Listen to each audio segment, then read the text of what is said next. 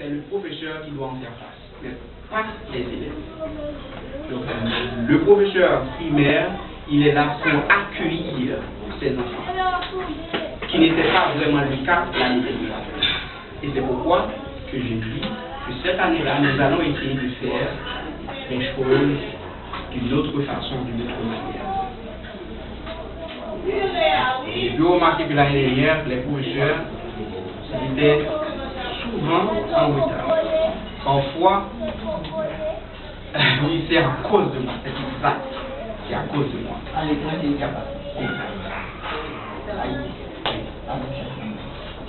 Peut-être parce que je suis trop flexible. Donc on va essayer de changer l'ordre des choses.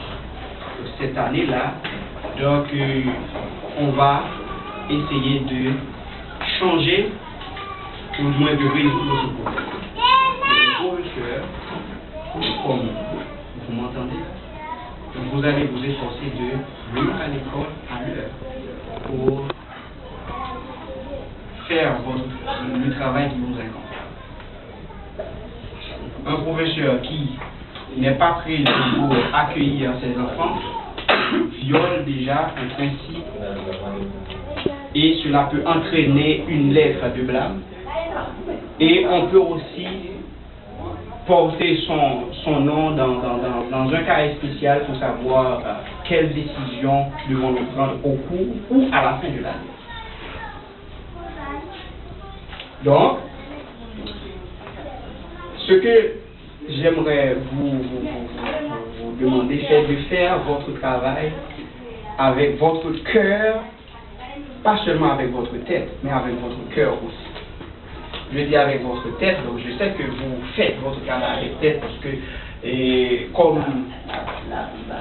ne cesserai jamais de vous féliciter pour votre service, votre grand service à Ismolo, mais aussi vous allez essayer de faire un travail avec cœur. Donc vous n'allez pas seulement venir à l'école pour inculquer des notions aux élèves, mais vous allez essayer de vous comporter d'une façon qui n'est pas déranger personne. Je dis ça, c'est parce que quand vous savez que vous devez faire telle chose et que vous ne le faites pas, donc ça, c'est déjà un comportement dérangeant de votre part.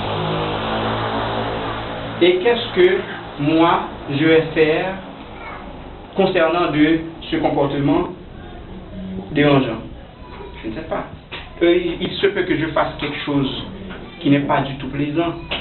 Et vous allez dire, Monsieur Fritz est une bête, etc. Ok. Et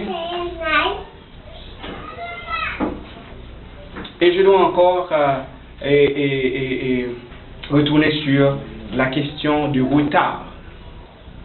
Donc vous savez que vous devez être là à telle heure pour commencer votre travail et que vous avez raté déjà 10 minutes ou du moins 5 minutes. Et moi je dois sonner pour le renvoi à 1 heure. Et si je vous demande de rester pour me donner ces 5 minutes ou du moins 10 minutes que vous avez ratées, qu'est-ce que vous allez dire?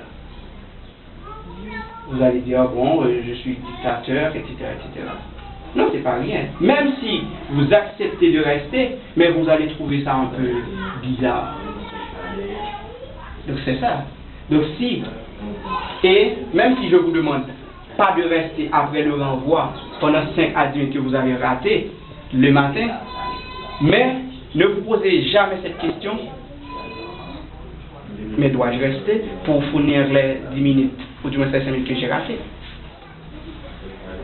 Donc dans ce cas-là, vous devez vous efforcer pour ne pas paraître un peu laide aux yeux de la direction, ainsi que la direction va s'efforcer pour ne pas paraître laide à vos yeux.